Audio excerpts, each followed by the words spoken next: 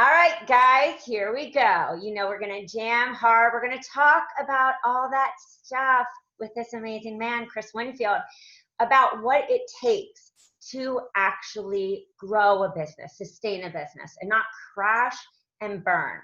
We all see the pretty, you can make X amount of money. We all see the wonderful ads, but it's a different thing when you actually get to talk to someone like Chris about what it takes daily to show up. And that's what we are going to deep dive in, the mindset, the how do you not crash and burn, how do you balance the parenthood, all that stuff, and I'm sure much more. So without further ado, Chris, introduce yourself to the tribe that's listening to you. Thank you, Rachel. So good to talk to you and be here with you. My name's Chris Winfield. I co-founded a company called Super Connector Media. We run an event called Unfair Advantage Live.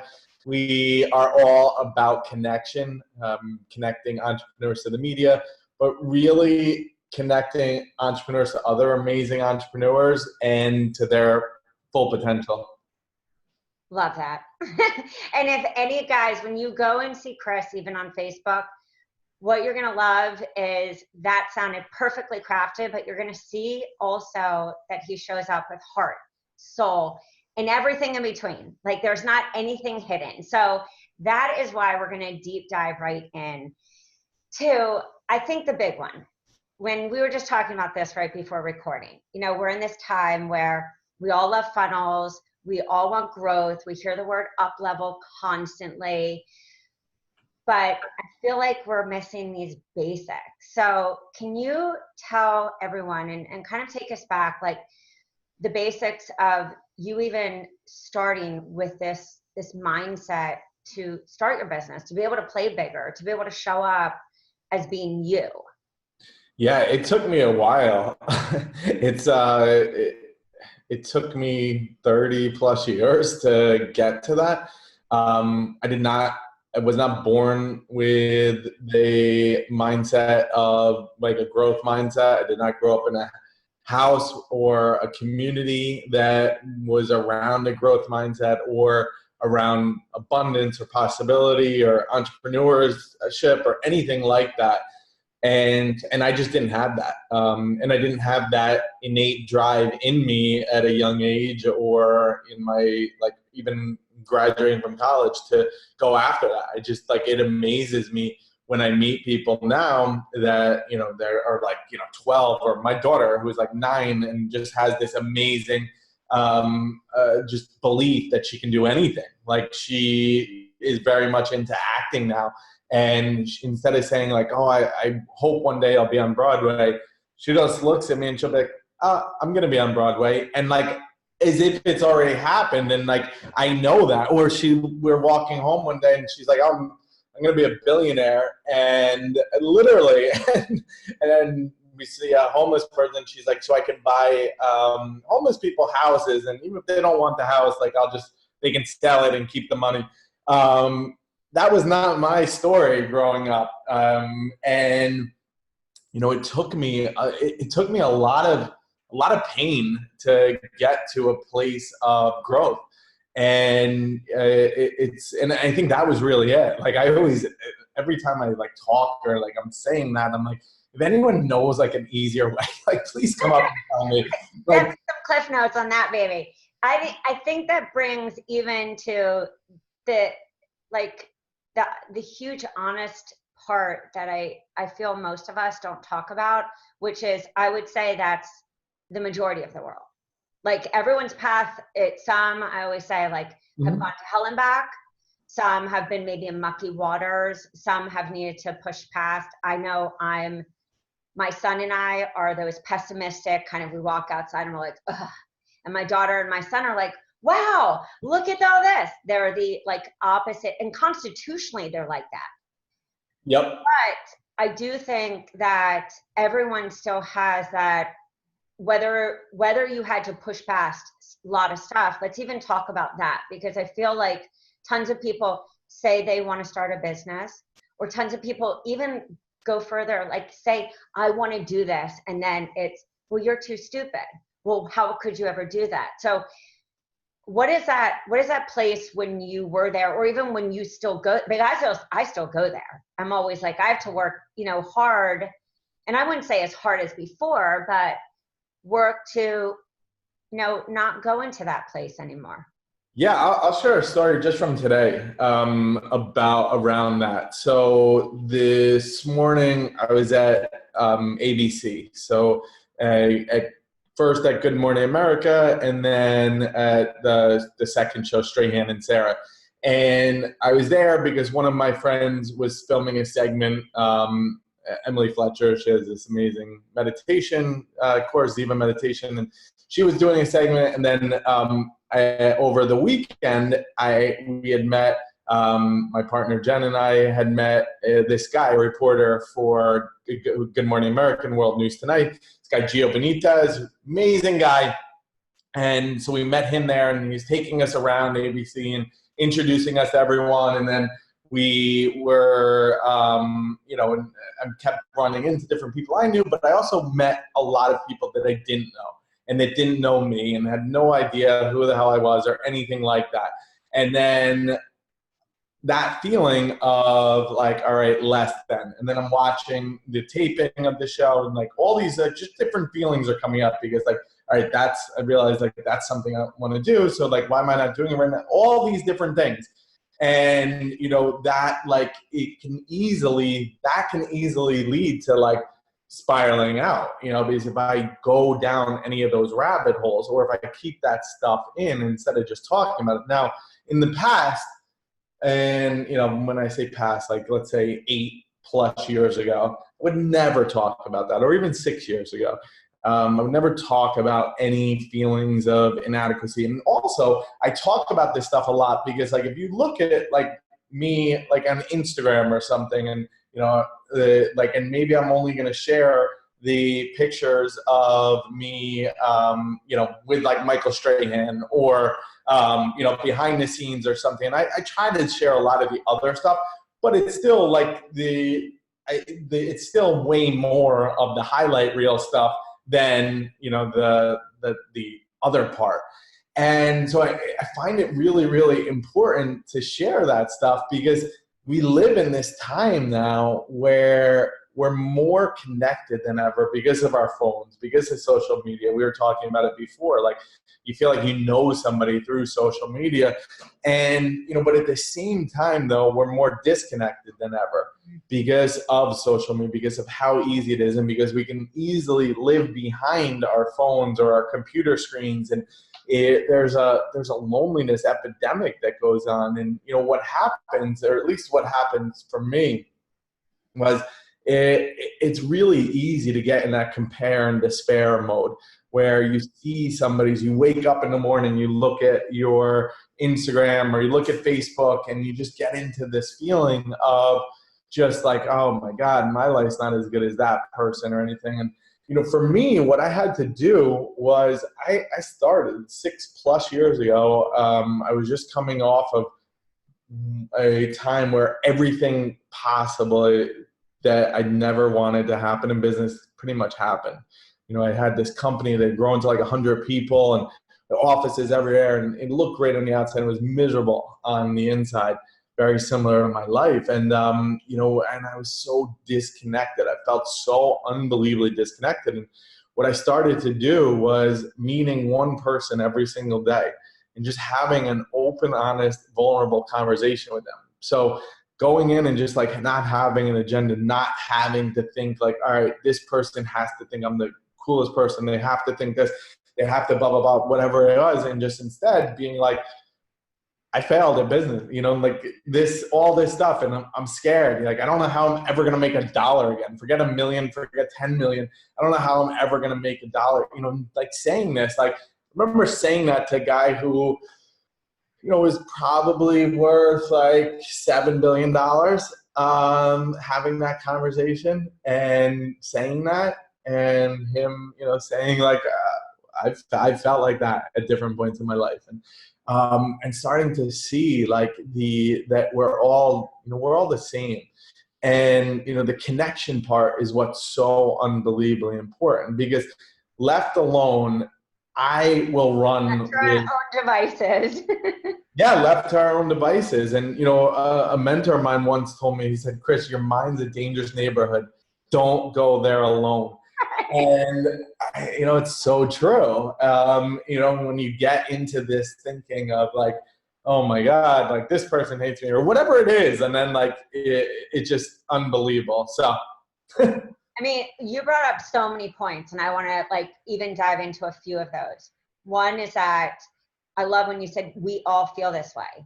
I think in this world in general, when you are a doer and an entrepreneur, I mean, I used to say this line to myself, man up, Rach, man up. I mean, clearly I'm not a man, but it was this mentality of you're fine, don't say it, just fix it, don't tell anyone, it doesn't matter, you've got to fix it anyway.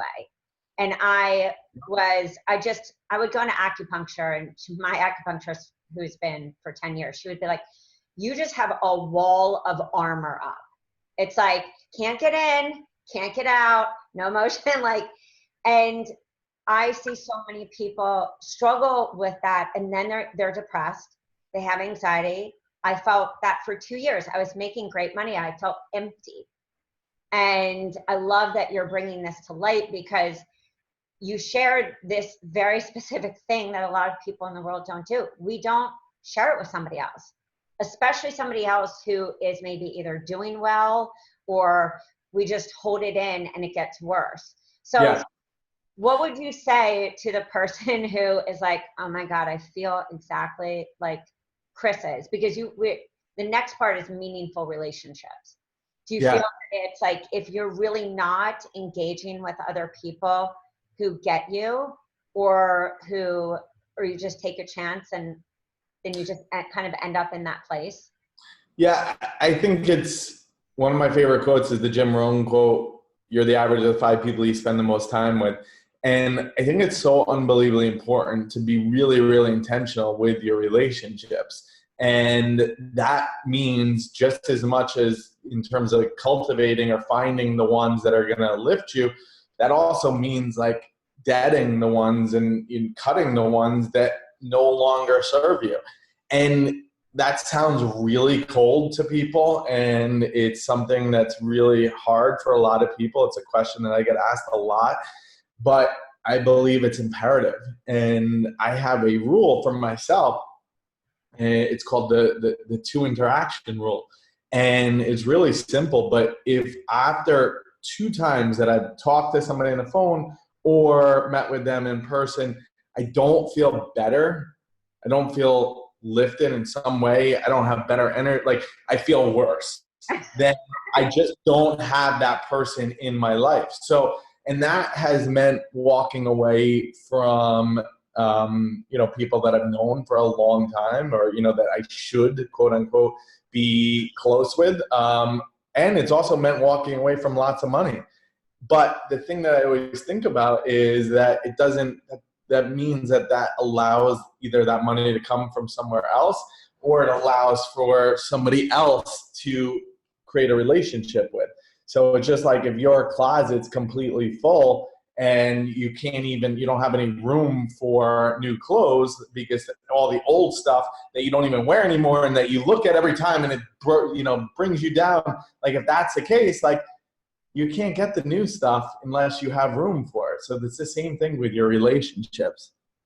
So I want to ask you a question, because especially being online, especially running a business, I hate the term haters, but I feel that there are people that either don't want to see you succeed. They're not having success.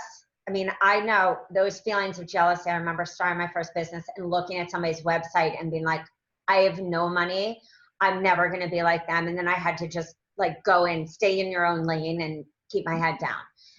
But I do see people where very negative comments will be, and my husband, who never wanted to be on social media, said to me, I am never going on social media because these comments, I've seen you cry. I've seen like you say, I can't believe this person said this. How do you keep that like space? So you got the 2 and 2 method, but I mean the 2 method, how do you keep that space when you're not vibing with somebody even in the online space, you know, do you just say like, this is it? Or are you like in an unfriend mode? Yeah, definitely block, unfriend, whatever it is. Because what's the point? There's like I think the important thing is to remember there's so many people out there. And it's really important for me to remember that, because if I get caught up in just like whatever bubble I happen to be in at that time in my life, and it's like if I think that this is all there is and that this person matters so much, because that I can easily get into that trap of thinking like, oh, what are they gonna think? I don't even know who the hell they are, but what are they gonna think? Or, you know, this person's like comment about me matters so much. Like, then I am going to wind up just pulling back, and then all the potential people that I could help, I am not going to be able to. So I literally, and it's something I struggle with, still struggle with. But it's just a matter of like moving on. And, you know, if somebody is like negative for the sake of being negative, I don't want that person. I'm fine to block them. So that leads me even to next question. I think it's really hard when people see somebody like you. I mean, even I remember looking and you know, you're reading down a list of accomplishments and speaking events and everything, and being like, oh my goodness. But everyone starts somewhere. So Yes. when I think of you, I think of a connector, an idea creator, a creative. I mean, you talk from everything from business to mindset to love to spirituality to, I mean, you're a very open book. Your sobriety, like everything you leave out there, because for not only to show up as the authentic you, but I'm sure to help somebody else who may be, you know, struggling in that area. When you're in that creation mode, in the beginning steps, what do you believe takes somebody to either say, just like your daughter, I'm going to do this? My daughter says the same thing. And I'm like, God, I wish I was you when I was that age with not all the chit-chat. But I also do believe she's like that because you don't chit-chat that in her ear. Yeah. So what allows somebody to say, that's it, I'm going to build this? And what does push you forward when you do have those, you know, doubts? Because we all have them. Yeah. Great question. So I think that I think there's so many different answers to that, because I think on one hand, it can be something as simple as one person believing in you. And that I have seen how powerful that is. I've seen that for myself when somebody, like I remember when all that stuff happened with that one company, I had my mentor who was like guy who changed my life, and he believed in me, and he like connected me to somebody when I was ready, and you know, all these different things. And you know, and I try to be that person for my clients, my people I work with in my company, just because I know how powerful that is, and I know what it did for me. So I think that's one big piece of it. You know, I think for me as well, it's that belief in something greater than me. For me, that's God. And having that, because realizing, all right, it's not just me. And when I remember that, because that's like my fundamental belief, but I forget it all day long. I forgot it until until I just said it just now, and which is why it's so important for me to talk to people constantly, just so that I can get reminded of stuff that I already know. And that sounds very like simple, but it's so true. And that is such a big piece. Like for example, whenever I'm going to speak or something, like I just say, God, speak to me and through me. And that's like the key. And as long as I remember that, you know, but I think it's really simple stuff like that. And then I think again, it's just like momentum. It's getting started, taking that first, that first step, and then seeing, all right, that wasn't that bad. And then taking the next step and then seeing, wow, all right, I feel actually pretty good. So that's it. But I think there's even, like, when you've talked about the steps and everything that you've put into your life, that's the part that I see people not doing. It's like they think that they can go and do an event and nobody knows them, and they haven't created and cultivated these relationships. And Yep. that's everything that you've said. It comes back to these people in your life, the relationships you built, you know, the belief in something bigger than yourself, kind of what you were saying. Like, if it's not meant to happen, it's not going to happen. Yep. You're like, I can go forward momentum with it and I can do everything I'm supposed to do.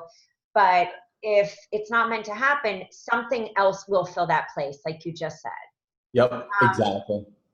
So the question even with that is, do you feel like, even with the creation of Unfair Advantage and this place where people can meet, because I'm sure not only do you see it with your one-on-one clients, but you see it with people there, like somebody meets somebody and this connection happens and they feel, which you said in the beginning, not alone.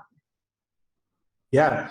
Yeah. I think that's the key, is knowing that you're not alone and knowing that there are people that feel the same way as you, and that are, for us, it's about creating a community of people that are willing to help other people.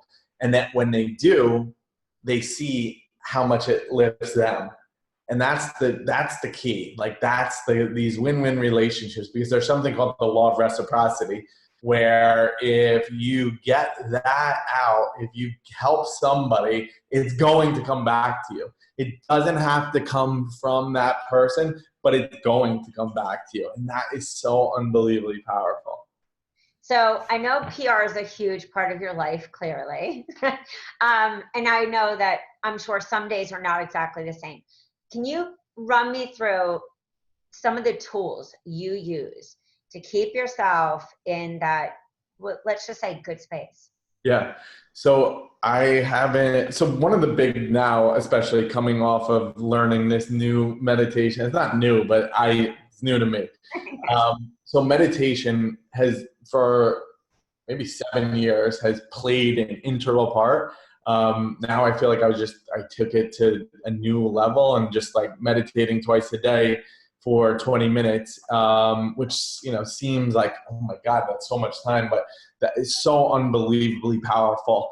That is such a big thing. So I use this app called Way of Life, and it's just simply a habit tracker. So it's only for the iPhone, but if you want one for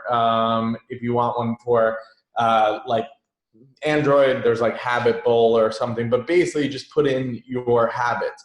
So for Jen and I, like, the mornings are really, really important, like the whole morning routine. And I know there's such a difference in me from when I do my morning routine and when I don't. It's unbelievable how powerful that is. And so I read something, and it, in the past it would have been like a chapter or something. I just say, read one page, read something. I always write a gratitude list. I share that with somebody. So there's like accountability, and also, really open. You want to really get close to somebody, do that practice with them. So one of my best friends, I do that each day. I'll always text him my gratitude list, and do some writing. So typically what I'll do is just write out like how I want the day to go, or future gratitude, or something to that effect. And there's this thing called the oath of manifestation I say out loud. So powerful. And just like simple things. And then I work out. I have a personal trainer, so he comes. I have a gym right in my building on the 3rd floor. Go down there. So I meet with him 3 times a week, and I do that just because I know what to do, but I don't know as well as him. And it's also the accountability. So let's say that it's coming back from traveling, or something like that, and I'll schedule personal trainer, these things, to keep me doing that. I see and then 1 or 2 other days, like now that it's nice here in New York City, I'll go for a run, or something like that. But exercise, just to keep it's more for my mind than anything. And then I see an energy worker once a week. And that is something I've done for the last 2 years, and was one of the greatest things I ever did. And it's something that no matter what, I go there. You mentioned sobriety real quick. I'm active in recovery. Because I've been sober for 8+ years. So that's a big part as well. I spend quality time with my daughter. We just got a new puppy. So there's all these different things constantly. But, it's really about, I don't know if balance is the right word, but, realizing that it doesn't just all come down to work. You're talking a little bit about burnout. Like, it's really like I have that tendency to go to that, to push myself to that. And, so it's about hopefully preventing that a little bit. But I love everything you said, and I think this is huge for anybody watching this who's at any level of their business, because I've been in burnout. I've watched people in burnout. I've watched people shut down businesses, or I've watched them just get into such burnout that there's no creative flow. My acupuncturist always says to me, Rachel, you have to, even if you're doing a moving meditation, Qigong, Yep. like your creative flow is where the yin rises to your business. Yep. And I used to be like, go, go, go, go, go. And then I finally took her advice to soul, to spirit, to heart, everything, and was able to realize that it's in that rest that I have so much clarity. Yep, exactly. Exactly. And that's the thing. Like, and also something I did at one point in my life was the artist way.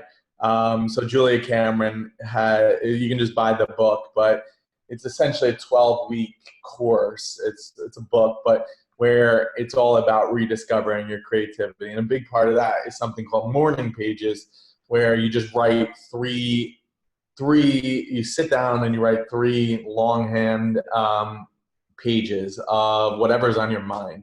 So that was something that was really important to me. I don't do it as often anymore, but it's, I do just like a page instead of the 3, but it's the artist way is so unbelievably helpful. I just want to thank you for everything, because I think so many, as I mentioned, so many people, they just think they can go from like 0 to 4. But a huge part of going to 4 is understanding like how to fill back up the container. Yeah. How to also like self-modulate to know like what is really the bandwidth, especially if stuff in life is not going so great. Like maybe there's health issues, maybe there's family stuff. I always say you gotta there's no difference with a person who is a spiritual entrepreneur between what's at home and work and everything. Yeah. And I love that you said the word accountability so many times. Yeah. Because it's so easy to step out of that when we're working and we think work more, and I'll get to this next place. Yeah, exactly. I mean, that's where my mind wants to go to all the time, is I'll be happy when. And it's why I have now this little puppy, because I was there recently, and like last maybe 10 days ago, and my girlfriend plus my business partner, Jen Gottlieb, was this amazing, she's the best mindset person I've ever met. So I'm lucky to live with her and have that. But we were talking about it, and she's like, you don't really take enough time to celebrate your wins.